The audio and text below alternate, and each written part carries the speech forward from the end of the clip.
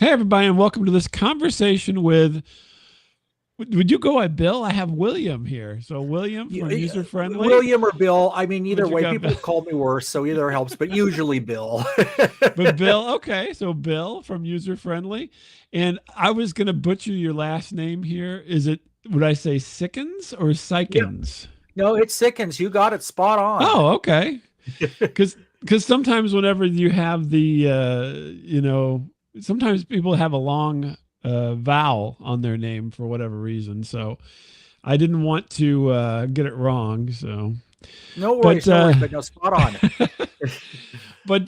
Bill has a program called User Friendly, which you can find here at userfriendlyshow.com. It's also on the radio in Portland and Seattle. Am I right?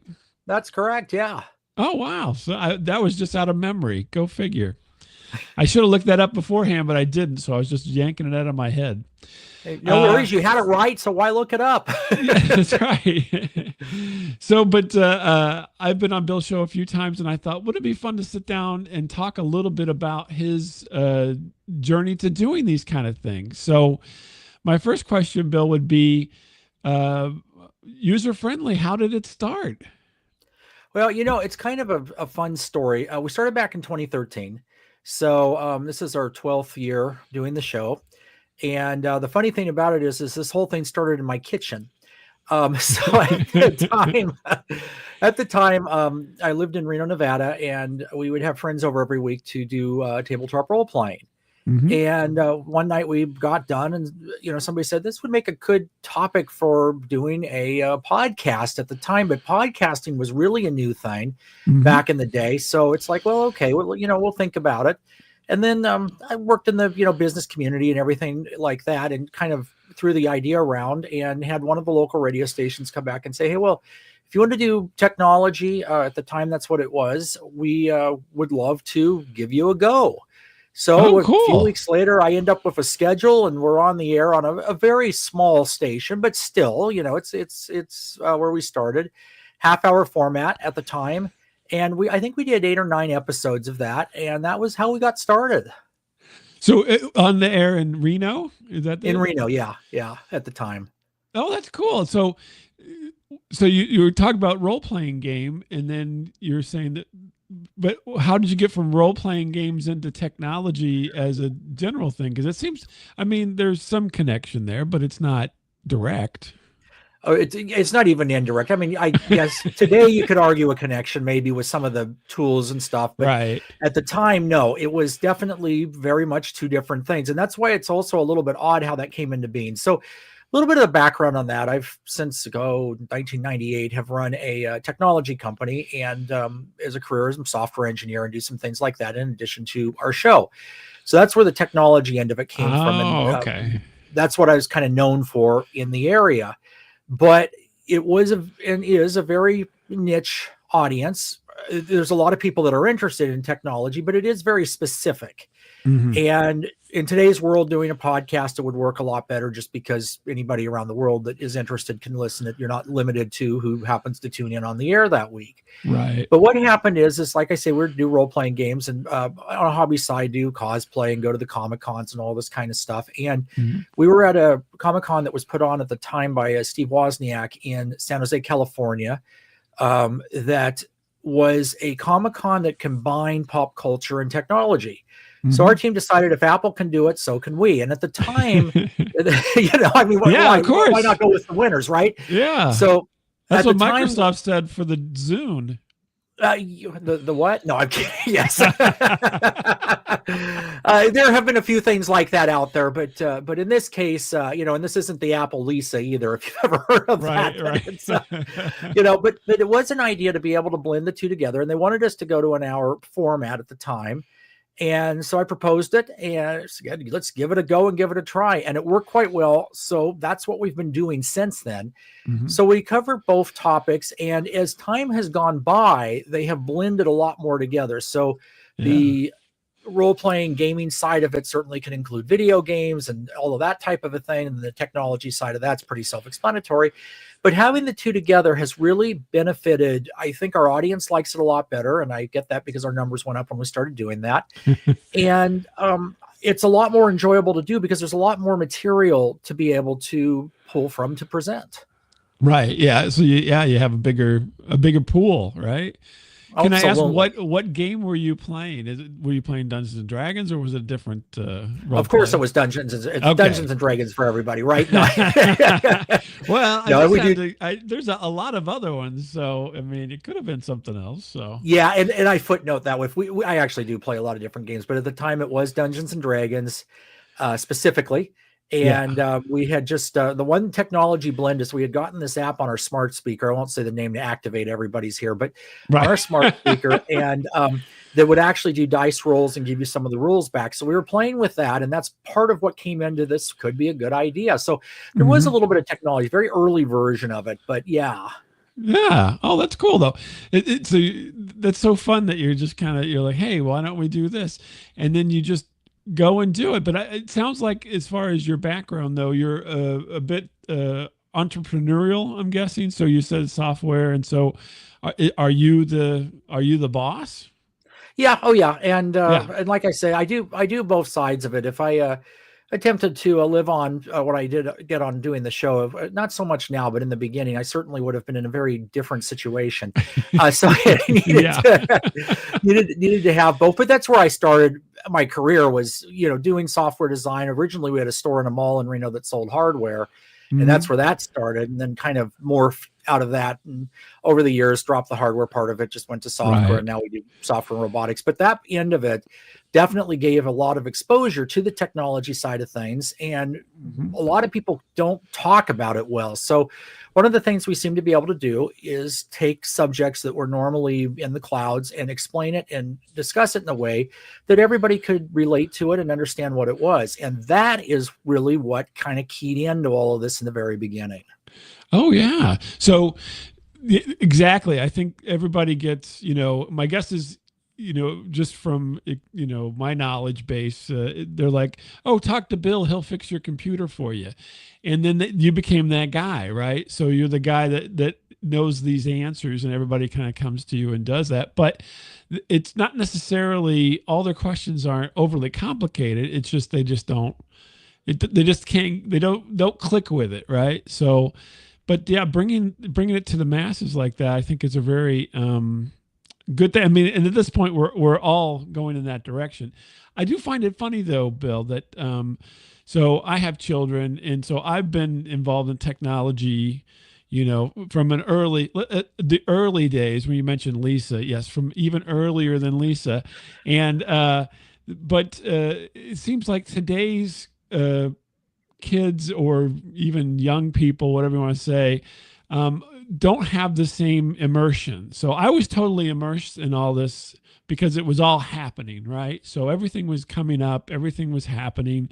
I was curious and so forth. But now it seems like everybody's more, and it kind of reflects your show, a user, right? So they don't get into the background of things. If it doesn't work, then they don't think about it. Do you find that's the case now, or? Yeah, absolutely. And it's a change that we've seen just kind of in the industry, really, because back in like what you're talking about, Apple Lisa, and I started with things like 8-bit Atari computers and Commodore 64 and all of that. Yeah. And you were encouraged in that time that you got the computer, you figured out how to plug it in and turn it on, and you got a ready prompt. And if you didn't know what to do with it, it didn't do anything, right? So right, exactly. So you had to program how to program it, how to modify it. All these kind of things were encouraged. You look at the original Apple IIs and those type of things, the same thing. Now, fast forward to now, and it's like the hardware is being designed from a standpoint that they don't want you to touch it, right? And so it does change very much how people look at and deal with things. I think the other side of it too is back in that time period, having even a computer at home and some of these things was not the norm. And now today we all carry one in our pocket, and it's just part of life. And it doesn't really matter what industry you work in or anything, you're going to be dealing with technology. So it's just kind of part of the world, and you just deal with it. So yes, it is a fundamental change in the way that people interact and work with these things.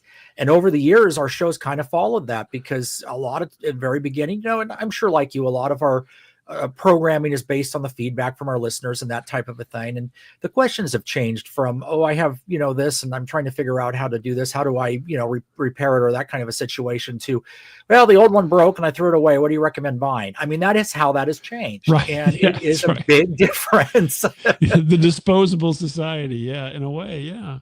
I always find it interesting, because I have 2 kids. One is more interested in the background of things and so forth, and one isn't. If it's working great, and they can use it really well and use it better than me. I mean, they're into the interface, right? They're into the interface of things and how to shortcut that, but they don't really have any interest in how it works. It just works, and as long as it's working, they're fantastic with it. So yeah, I do find that interesting. Just an aside here, my first computer was a TI 99 4A. Oh wow, 4. okay. So yeah, right, yeah. very akin to the Commodore 64. And I was, I actually bought it myself, which is a whole other thing. But the very different times back then with those kind of things. It had a cartridge thing, so it was kind of a weird hybrid of stuff. If you look at the Texas Instruments version of things, but very interesting nonetheless. But on your show, then you're evolving with your audience, so that you're not doing IRQs or anything like that in the background. You're just talking about how things work and how you can utilize them best for yourself, I'm guessing. Yeah, it's a very conversational style, and we've always done it that way, just because it seems like that's what people enjoy, and was the easiest way to put it together, and it's worked quite well. So exactly as you say, people will ask their questions, we answer them on the air. Sometimes we invite our guests that way, certainly do the programming from that, and then we look at topics that are relevant to this hack or that problem or this new piece of hardware, that kind of a thing, and generally cover that type of stuff a little bit. And it's just an amalgamation of all of those different things. And it changes. I mean, what's relevant changes based on where we are in time. 2 years ago, very few people have heard of AI. Now it's the rage, that kind of thing. So it's, it's kind of fun too, because if you look back with the longevity of it and listen to some of the coverages of technology in, 2015, this is brand new and, state of the art and that kind of a thing. And I'm thinking, I think I might still have that in the back of a drawer somewhere. Yeah, no kidding. Storage was always my thing, because it's like we had a zip drive, jazz drive, they're all based off of a floppy. And then now, of course, we don't have any kind of moving storage anymore. Everything's solid state storage. And next will be, what is it? Quartz crystals or something, where they're doing things with that. But so as you're going on this journey, right? So you start to do the podcast in 13. What kind of, obviously it's an outlet for you, but why did you say, we need to go this route? Is it, you did the radio show first, I'm guessing, and then you transitioned it to be a podcast, it sounds like. Is that correct? Yeah, basically what started it really, because, somebody's got to pay for all this, right? So what started it was well, that's generally you pay for it. Right? Yeah, unfortunately, right. But no, the initial justification from that standpoint and what really drove it was as a way to promote the programming business. So you have on air and do the tech expert thing and all that kind of stuff. And what really pushed it, and what was our first episode, was Google Glass. And if you remember back to that period, there were all kind of, the world was going to be taken over by this. And living in Nevada, the big concern was that you could take it into the casino and cheat. Right. And so, it's like, okay. Yeah, you could count cards, right? Because you could see every card. And exactly. At least that was the fear. And at that period, the casinos were it depended on the property, but you couldn't use your phone on the casino floor in some places and stuff like that. And it was a big concern. Nowadays, nobody cares just because it's turned out to not be a problem. But in that period, you had this $4,000 plus item that nobody knew what it was. And here it is that everybody's, banning it. So what is it? So that was the first episode. We talked about that. And that's really where everything started initially. And then we kind of went from there. And then they took the show and put it on the local NPR station, some other things like that. Oh, cool. which was kind of cool. And so yeah. But the starting of this was meant to be kind of a promotional tool for the computer business. And to this day, we still have that in the header, although I would say the reason we do it and have done it for the majority of the time is out of enjoyment. I love working with people. I love the feedback we get from our listeners, and I love being able to have that kind of interaction and be able to talk about something that is interesting to a lot of people. Yeah. Interesting you mentioned Google Glass, because just as a kind of with podcasting. So podcasting basically entered its 21st year, I suppose. 2004-ish was podcasting. The term was coined and so forth, and the RSS enclosure. So that's been 21 years. So Google Glass would be, you said 2013. So then that means in 2033, we should see it everywhere. So if you look at a 20-year cycle, if that's the case, then the technology is introduced, and now it has to kind of like fester and and so forth in the background, and then it'll come forward and be everywhere, kind of like podcasting. Because back in 2013, even then, so that wasn't the heyday. I'd say that was one of the I always call it the first big bump is 2011 for podcasting. So 2004 it came onto the scene. 2011 ish, it came, to more people, and now it's everywhere. In 2020, essentially, was the next wave. So, do you look at things like that, since you've been dealing with technology for so long, in waves, and do you see any kind of patterns like that emerging in any other spaces that you can think of over the years?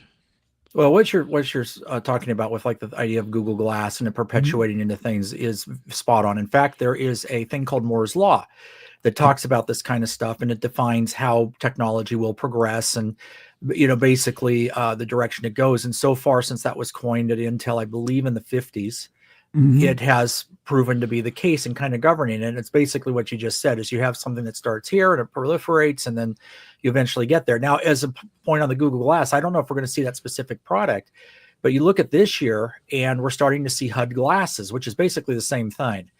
And we've had smart glasses for a while. I mean, I even use them to record right now. That's how I do my headset. But the actual ones that have video and those kind of things in them are starting to get on the market. So that's right, spot on. I think it's a new technology now. We'll see it going that direction in the future.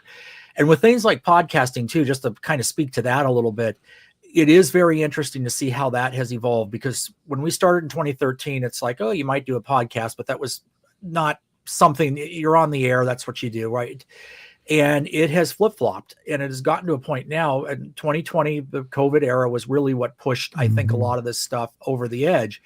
But we're still on the air, but 90% of our listeners listen to the podcast. The additional 10%, about 9%, listen to the stream from the various radio stations, and maybe 1% actually tune it in on a radio somewhere, so it's right.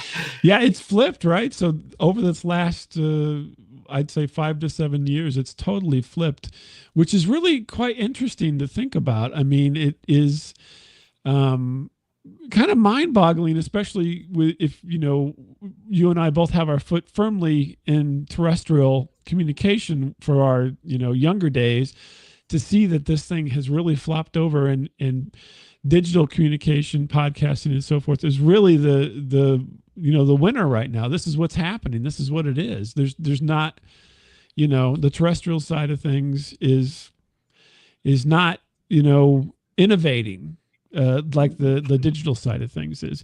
And I think, what do you think as far as that goes? I mean, should we just turn them all off? I mean, what's the thought for radio stations? I think there is also an attitude towards what defines that. As far as radio stations go, I think they still have their place, but the delivery of digital media has become so much easier and more available in recent years. Used to be, if you drove your car, you had a CD or you listened to the radio, and the idea of streaming music from your phone to the car stereo was not something you would have done. And that's come into play in the last 5 years or so. And now everybody does it, So that makes a huge difference. But the other thing of it is also looking at where one is in the world. I know that we're working. The show is on in the UK now in some places, and I've been learning about that. And their radio, I don't think they even have AM anymore.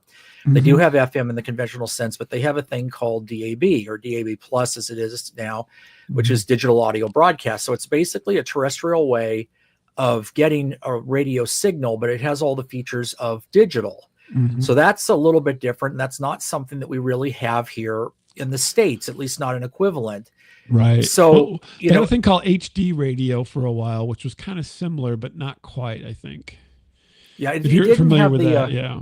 It didn't, I don't know. It wasn't adopted in the same way. And HD radio actually does still exist. I have a tuner, I think, on my car radio for that, but it's not something that, it's just not something that if I'm not going to get in the car and go, oh, I'm going to listen to the HD radio today. No, I'm either going to stream or use a USB stick. I mean, that's how you do it now. And at least here. Yeah, no. Yeah. And satellite was a whole thing for a really short amount of time. And I mean, it's still in existence and so forth, but I don't think, other than folks who are really into it for some, that kind of niche kind of thing, or people who travel great distances, I think are really the satellite people at this point. And there's not like a big mass audience for satellite radio so much either anymore. I guess with it all going like this, to me it's interesting because and I'm getting into kind of maybe legal interesting territory. So if you're dealing with FCC because you're on the regular radio, FCC is the Federal Communications Commission that governs all television radio stations and frequencies for the government, right?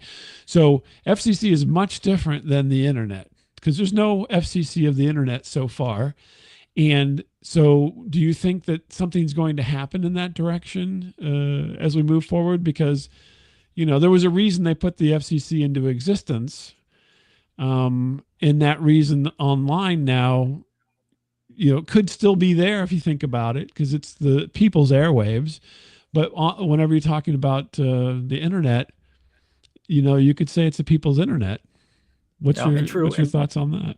Well, and I think what we need to look at for something like that is to look at this thing, if you remember it, called cable television, I believe. But when you look at it, there was different layers of regulation. You didn't have the restrictions in certain aspects of that you did on over-the-air broadcasts. The idea being is that you have a choice to, subscribe and turn it on and off and that kind of a thing. If it's over the air, everybody can get to it. And I think in many ways, the internet is looking the same way. They do have some regulation. For example, if you are on YouTube, you have to define whether your videos are targeted to children. And if they are, do certain things. And you have to identify what that is. And there are certain things like that. But you're also looking at a situation that it would be much, much harder to put regulation like that, because cable television, over the air, radio, television, whatever the case may be, originated from a certain point. Whether that was your radio or television station or your cable provider or satellite provider, that kind of a thing. The internet, you can originate from anywhere in the world, and there's no way to really block or change that. So if the FCC was to attempt to regulate internet broadcasts or narrowcasts is what they're technically called in the United States, how would they really be able to enforce that? And how would they be able to enforce it with anybody that is outside of the country? I mean, we can't even seem to get rid of the robocalls that are working that way, much less taking on the whole internet, right? So sure. I think but we do have, if you think about China and their restrictions on their internet, they do a pretty good job of keeping things out of China they don't want in China. And oddly enough, TikTok is an example of America keeping things from China out of America for at least a short period of time recently in that. But I think you're alluding to self-regulation is the way to go, because that's what YouTube is doing. They're self-regulating. Yeah. They're saying we're going to put some things in place so that we don't need government involvement. And I think a lot of the big companies do that. I mean, for the most part. Yeah. I mean, obviously, it's very difficult. It's incredibly difficult given the situations online and the fact that things can be generated so easily and quickly that you can't fend off the hordes forever, as it Absolutely. were. So, and the other thing is the sheer availability of material. There are many content creators, many companies that do different things. So it isn't restricted to a broadcast schedule on a radio station. It's simultaneous that there are, I think, in the millions of streams or something right now. I'd have to look up the number, but it's some huge amount like that you can get to at any one time. So that changes it. And yeah, China's doing a good job of blocking things. Russia's trying to do the same thing. right. But at the end of the day, that closes down all of the other aspects. And do we really want to sit and deal with something like that? And even if we did, does it actually work? Both countries, if you have a VPN, you can get around those firewalls and get to the open internet. It's not like it's the only way to completely cut it off would be to have a restricted network that doesn't attach to anything else, or something like that, which has been toyed with, but it does restrict it to a point where it's almost not usable anymore. So that, you've got to balance these different things. And as far as self-regulation goes, yeah, the reputable broadcasters and companies do it. I mean, look, most social media sites regulate to some extent. Your YouTube, like you just mentioned, and platforms like that have certain things. If you go and one of the issues we had with that is actually the some of the terminology will demonetize or hide your videos, and they don't like certain terms. So if we are working with something on a video game console like a light zapper, we have to refer to that as a wireless hole punch, because if you use the other words, they will block your show. Right. And, have you learned that by trial and error, or is there a list? Yes, and by trial and error, definitely, and figuring out what was actually going on. And the thing of it is there's a very valid reason for that in some ways. But again, there's so much content that they can't have a human sit there and go, okay, this is talking about a accessory for a video game console or something like that, versus this is talking about someone wanting to, commit a crime or do something horrible. So the algorithm just shuts it down completely. And, but I don't know that there would be another way to do it, really. Not that wouldn't be extremely expensive and probably over the top for even being able to implement. Yeah. Well, I mean, so I'm guessing at this point, you've got your FCC license then, right? So you're licensed to be on the air? Through our radio station. Through your radio station. Okay. Yeah. So that's handled. We have a network that syndicates us and all that kind of thing. And they handle the legal aspect, all those logistics. Okay. Well, so let's I kind of got a far afield of my questions there, but let's come back to user friendly. And so you've been doing this for a while now, obviously, and producing content and so forth. So where do you have a roadmap for yourself, like for the next 5 years? I mean, obviously you have to change with the trends, but is there some goals in mind that you're trying to reach? Well, first of all, the shock and surprise that they renewed our contract for another 3 years was one. Good for you. Congratulations. I appreciate. I say that tongue in cheek too. I mean, it's been a great thing, but usually, time goes by and things do get stale. But we have the opportunity, because of the content that we cover, to always have something fresh to bring to the table, and I think that helps with being able to keep things relevant. And as far as going down the next 5 years, one of the things that we definitely are working on, that we started 2 years ago. We actually 2 years ago had a tragedy in that one of our original hosts passed away unexpectedly.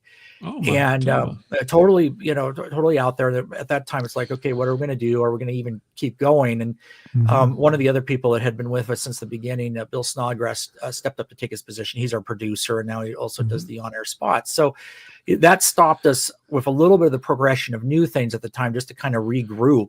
But we're getting to a point now where we are back to that. And one of the big things is to add a video aspect.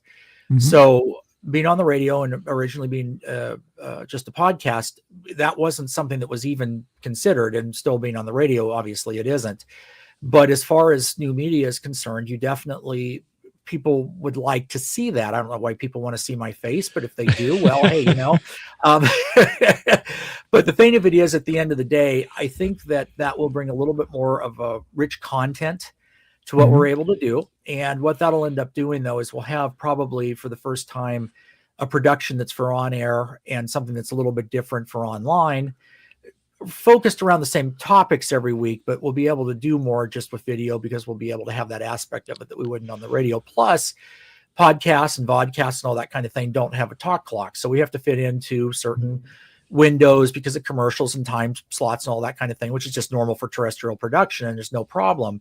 But one of the things is that does go away if you look at it from that standpoint from the online version of things. So being able to use that a little bit more. But I think we're going to go by the aspect too of it ain't broke, don't fix it. I mean, we're not going to make any huge changes to what we bring and how we do things from that kind of a standpoint. We're just going to increase the rich media, be able to bring a little bit more definition to it, a little more specifics, and maybe some more interaction, because that's also an online option that you don't get on the air, and be able to use some of these tools a little bit more. But I think that's the biggest thing we're really looking at over the next 5 years.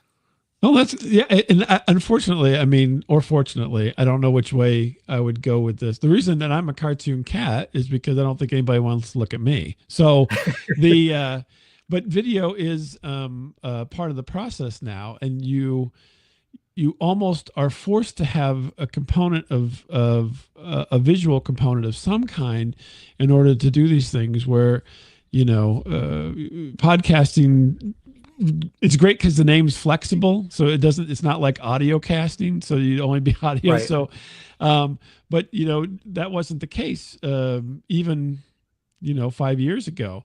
And now, I mean, if you don't, then you just get missed by so many people because they only do on YouTube. So you have to be on YouTube. They only want to see this.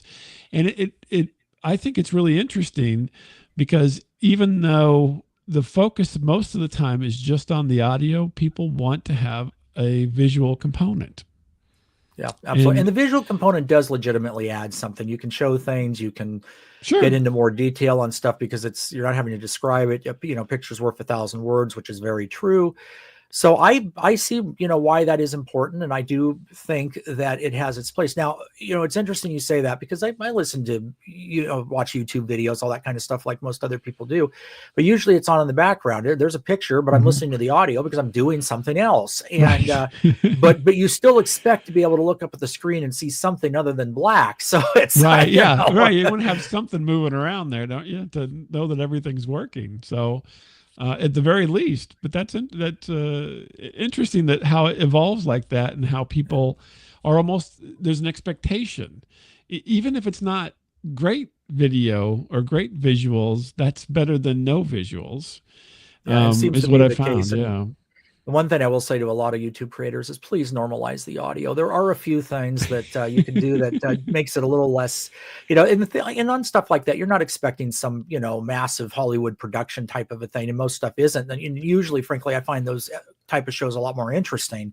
But you can do production with today's tools and stuff now and have a reasonably professional output, where everything kind of jives and works together. It's, may not be the same as if you had, Magic Light and Industrial Light and Sound do it or something like that. But at the end of the day, it will still work and work quite well. And that's one of the things that's really cool about the way this is going to now is because it does open the doors to a lot more people to be able to put something out there that may not appeal to the masses, but certainly has its audience, that type of a thing. And that audience wouldn't be able to get the content in normal ways, and the producer wouldn't be able to present it. But now this creates that and makes it possible. So there are a lot of positives to that. And I also think that the direction of what we're going here, I think in the next 10 years, the technology will push it much further along than it is now. And we're going to see some things that we haven't thought of yet too. So we mentioned here in the conversation the rise of artificial intelligence and so forth. So do you think, and I mean, they're already out there, so I'm describing something that is already in existence, but when AI starts producing content like you have for 10 years, then what's going to happen? So it's just going to be, you can type in and say, I want to hear about, episodic versions of, X. And then this thing would be able to produce those things. So what happens then? Because it's exponential creation at that point. Do you think that's going to happen? Do you think that's going to be a thing? Or do you think that people won't have an interest in that? I think I look at it from the standpoint, because this question comes up a lot on our show: is AI going to take over the world? And if they did, more power to them. I'll retire. But I don't see that happening. I think what we're going to have is a combination of things. And we're already to a point now where you can conceivably do that. And I'll give a little spoiler alert, but later this year, we're working on an episode of our show that we're going to be interviewing one of the AIs that does one of the smart speakers, because that's possible now. And things like even ChatGPT have a phone number where you can call and talk to it just over the phone. I mean, so it isn't like that's in the future. It's here. But the thing of it is as far as one completely taking over the other, I don't see that happening. If you want dynamically generated content, so I want to hear the latest about some specific topic, AI would do that a lot better than humans, because humans wouldn't have produced it yet and the AI could do it instantly. But you also have the other side of it is where I think there's always going to be a reason and a need for regular human people to do shows as well. And I think what we're going to see is those things together. And we already are. I'll tell you one thing. I found this to be a little creepy, frankly, when I first found out about it.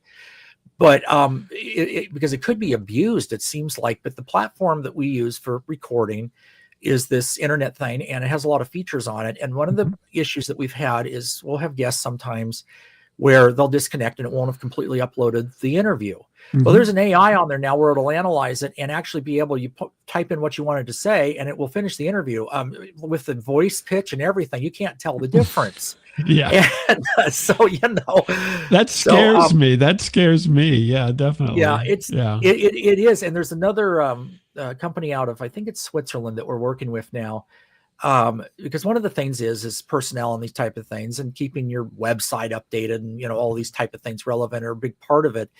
And from that standpoint, they have an AI that will actually look at the script of each week's episode and do your not your podcast post, like your blog posts and all of that kind of a thing. And we've been testing it out, and it's like amazing. It even has deep links to other things. It generates pictures on the fly that are relevant, that are completely AI built, and that kind of a thing. Now, I know from our standpoint, we'll always say, hey, this was written by an AI, so people know what's going on. But it does create a situation where the topics of a given week's show can be distributed faster, it's more accurate, and it's more readily available.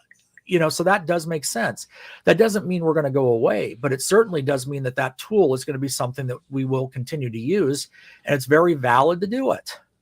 Yeah, it's interesting you mentioned that, and I just noticed this. Maybe I've seen it before, but I was watching a History Channel show, and they had an image on the screen, and it says digitally generated image at the bottom, and I hadn't noticed anybody put that before until I was watching the show, and I'm like, that's an AI image that now they're noting, right? I mean, it's kind of like one of those captions, like "Don't try this at home" kind of thing, right? But not quite as obvious. It's even actually a little bit blended into the picture. But I was like, well, that is fascinating. So I wonder if going forward, kind of like there's I don't want to say rules, but it is good form to say this is an advertisement or contains advertisements now with certain shows on certain platforms, so that now you're going to say parts of this were created by AI. Even when you upload to YouTube now, there's a question that says, was this generated using artificial intelligence or something like that? That's not verbatim there, folks. But anyway, so you have to check yes or no, kind of just like you check yes or no, is this something for children? And so we've already seen the foundations being laid for, calling these things out, so that way it's obvious, right? So there's no ambiguity. Yes, we use this. Yes, we use that. That's interesting, though, that it's already being kind of self-regulated in a way. Yeah, there's people out there that are not going to disclose, and sure. Every so often they get called out on it. We saw that with Dungeons and Dragons last year with the this is all original artwork, and it turned out to be AI generated and created a big scandal. So from that kind of a standpoint, I don't have a problem with it if it's disclosed. And it's not just in YouTube and like what we're doing. My other co-host Gretchen is an author, and she just got her first book published last year. And one of the things that was done through the publisher is they require you to disclose, is any of this AI generated, the pictures, the content, that kind of a thing. And if it is, they require that you tell them. So we're seeing that in pretty much all media. But the thing of it is the person could easily check no when it is. Obviously, there's that. They might lie. So that's where it becomes a little bit sketchy.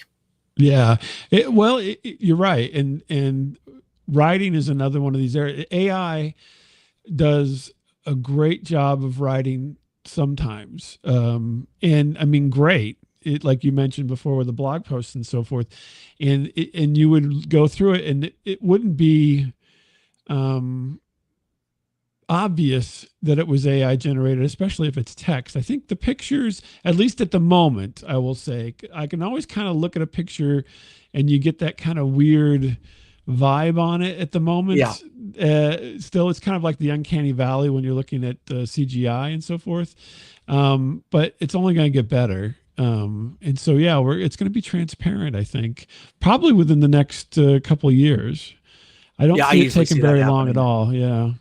We won't even know it'll be transparent. It'll just be transparent. And then, that becomes another whole bag of issues because of, like you said, people just trying to pass it off as something else and something that's real. I think, well, fortunately and unfortunately, we'll kind of take a side road here real quick, is that, we have all this stuff going on in Congress about, things in the sky and extraterrestrials and machinery that's flying around that's not a plane and so forth.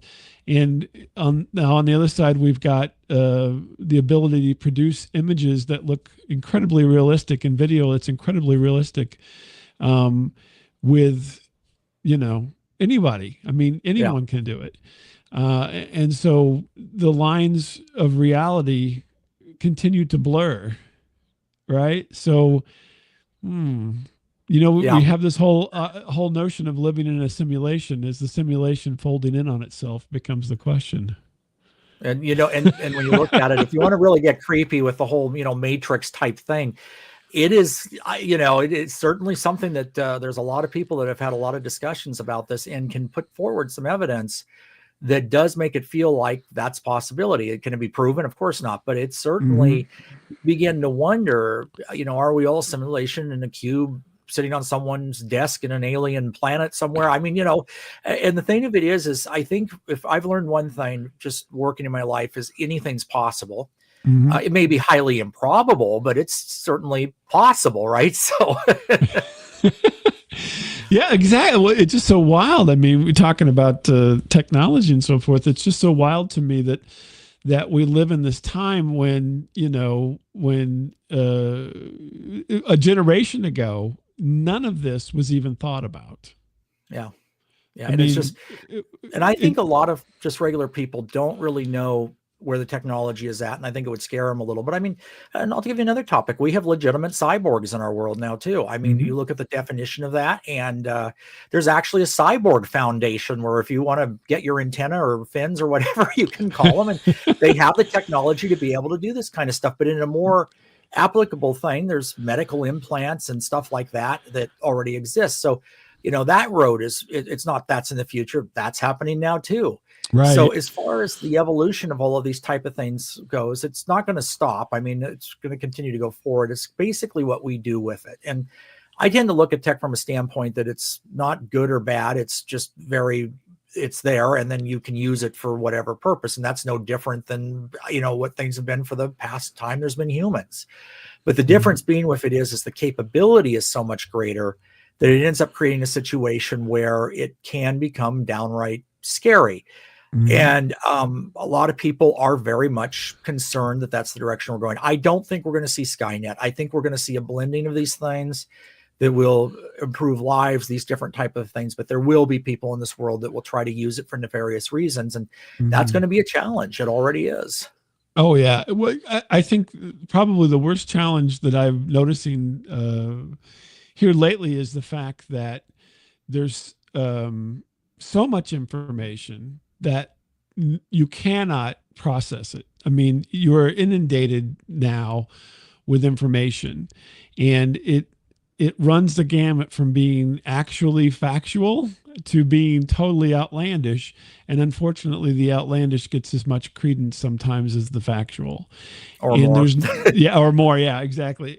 And you cannot, it's hard then, even for a person who is, somewhat skilled at trying to find these things and wheedle them out, to do searches. It used to be, you know, in the early days of the internet, you could do a search and you could find some information, you know, that was from a reliable source, and you're like, okay, that's it, I'm done. Now you put in your search, and unless you are going to certain places, who knows what you're going to get. Yeah. Even on the first page, as it were, you know, as the Google thing, people don't go more than 3 pages deep on Google. Kind of a situation. In the first 3 pages, you find all kinds of garbage. I mean, how are people, just regular average people, going to be able to help themselves discern all this? It is very difficult, and it is a legitimate thing. And you know, I look at it from a standpoint back in the day when you did news stories and stuff, you got 3 sources, you know, all that kind of stuff. And I think that while the world works completely differently now, using an attitude like that is important. So if you find something online that is like, okay, this is very interesting, try to cross-reference it and at least look up where it's coming from. You know, and if its point of origin is the Onion or something like that, probably go to the next link. Right. Or enjoy it. I mean, I love the Onion articles, yeah. but they are, you know, and there's been a few of them that have been picked up by the news outlets going, oh, this happened, not realizing it was satire. And that's one that's published as satire and says what it is. And there's a lot of stuff out there that doesn't have that byline. It's just, you know, oh, here it is. So you do have to take some effort to be able to look at it and go, okay, is this real? Can I see it somewhere else? Is this coming off of a place that I've ever heard of? You know, or is it something weird? And that's one of the things you have to do. But the problem is it takes time to do it. So you can't just search and take it for at face value. You do have to do a little bit of research into what you're getting to see if it's something that's real or something that's not. And I think that applies more to things that are a little bit outlandish in our day and age, the politics that go along with stuff and all of that. There's all kinds of things out there. So to see if something's real, you almost have to go back to the source, find that politician's speech, find the, you know, documents, that kind of a thing, which you can do online with very little work, but you still have to do it. And those kind of steps are going to become very important to know what's legit and what's not, especially as we're getting to a point, like you say, you can still sort of tell it's AI generated today, but 2 years down the road, that's very unlikely that's going to be the case. Yeah, it just gets so hard. To me, at least, for myself, I find that I don't want to invest. I don't necessarily want to investigate. I don't want to listen to anything. So what I end up doing is going to the same sources over and over again if they have a really good track record for me, right? And so then I'm ignoring all this other stuff, which I don't know that that's necessarily the best solution, right? I stopped watching network news, probably over 20 years ago, because I was reading everything online at that point. But now everything's so invasive. It's like, maybe I'm going to go back to network news. I don't know what the deal is. But everybody still gets it wrong. And I think celebrity culture is probably one of the worst offenders, because the celebrities will get it wrong, and then the people follow the celebrities, and then all these people get this wrong because they're like, well, you know, if Michael Jordan says it's right, he's my guy. So not, you know, throwing Michael Jordan under the bus or anything. He's the first thing that popped in my head, but I do find it really fascinating. Classification for that, you're absolutely right. It you know, it depends on, do you trust, and a lot of people trust celebrities and origins like that a lot more than the news, and it's not for the wrong reason too. You've got to figure that network news and news in general is no different than other television shows. They're producing it to make money from the commercials, which means they need to have ratings, which means they're going to report what their audience wants to hear in some ways. I don't think it's maybe 180 degrees that way, but there definitely is a skew from different outlets to the audience and that type of a thing to keep their ratings up, to be able to sell commercials, which doesn't seem like the right reason to produce news, but you've got to make money. And that's, and that's what it's about. Right? Yeah. Yeah, exactly. Yeah. So. And that's the hard part. And so I think, unfortunately, as we're moving with technology and so forth, that, you know, the interesting thing to me over this time is you have these folks who are, you know, amateur journalists, or how you want to call, whatever words you want to use for them, who are doing great job of things, but they're only in really small portions, right? They're not being paid by anybody. They're going out and doing this on their own, and making some things happen. The hard part though is to break on through, right? So to break on through to a level where basically you can live by doing these things. And that's the promise of the internet, right? But as far as the delivery so far, I think it's been hard to deliver on that for the masses, right? So many podcasts, there's so many things out there. All of them can't be self-sustaining. Yeah. And do you think there's an answer in there somewhere for that? I was looking at statistics at that once, and it's something like about 10% of what you see on online content. I'm going to pick on YouTube because I think that's where this number came from, is actually self-sustaining. Like the person can make their living producing their videos and doing whatever it is they're doing, which means 90% can't. So only 1 out of 10, right? And as far as that kind of thing goes, it does make it difficult. And even productions that do hold their own, User Friendly has been fortunate enough to do that for, a few years now.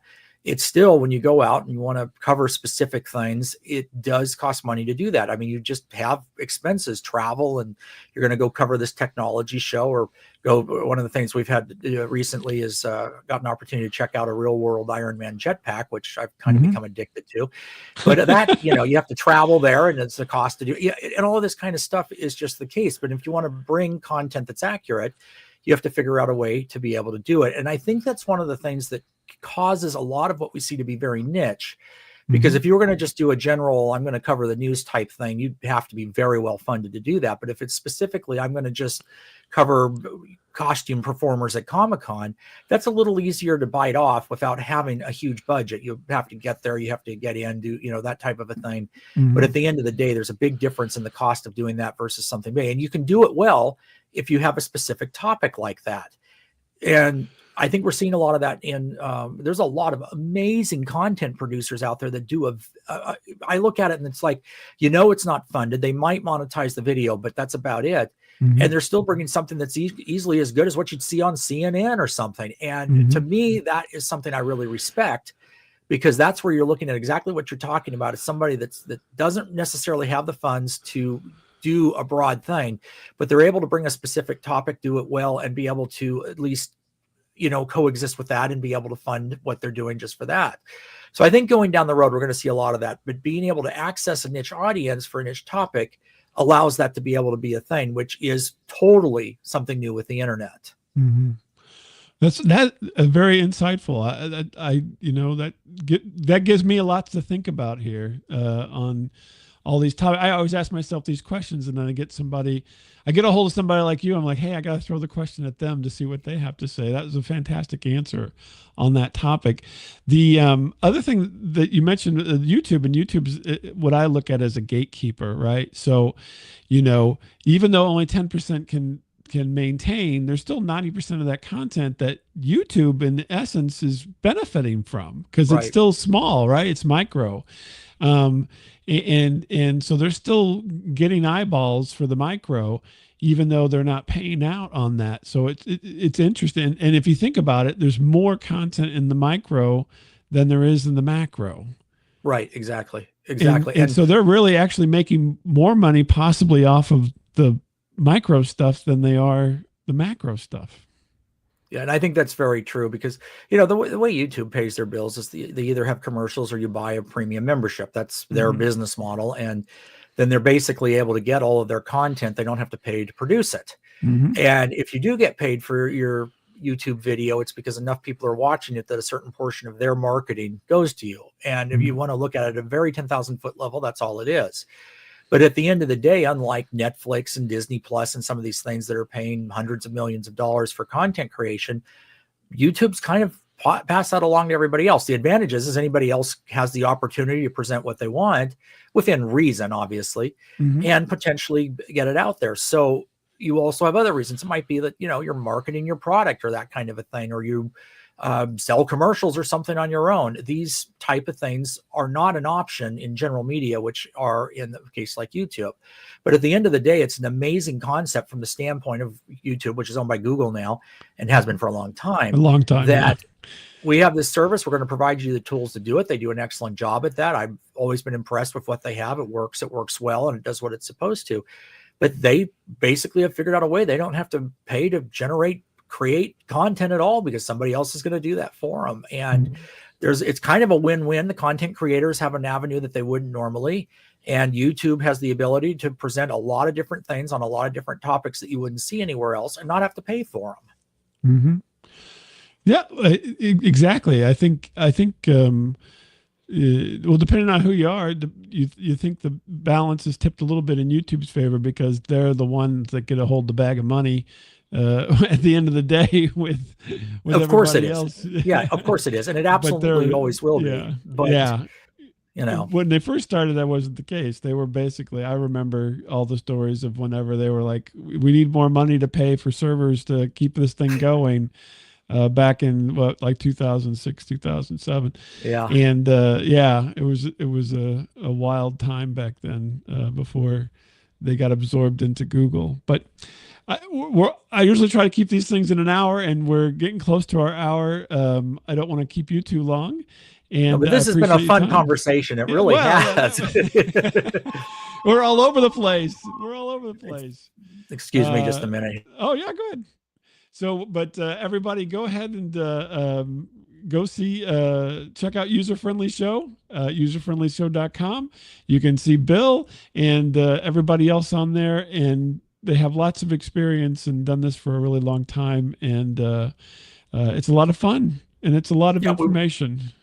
We welcome everybody. Please check it out. And we'd love to hear from you too. Like we were talking about earlier, it's how we do our programming. So check it out. Let us know what you think. Yeah. And you can also listen in Portland and Seattle on the radio if you happen to be, internet challenged or something. So that's the interesting part to me. I'm like, wow, he's straddling the eras here. So it's fantastic. Doing both. Hey, you know what? We talk about Rectotech sometimes, so we've got to do both, right? You got to do both. Yeah, exactly. Well, thanks, Bill, so much. Hang on just a second. We'll close it up. And thanks, everybody. We'll talk to you next time.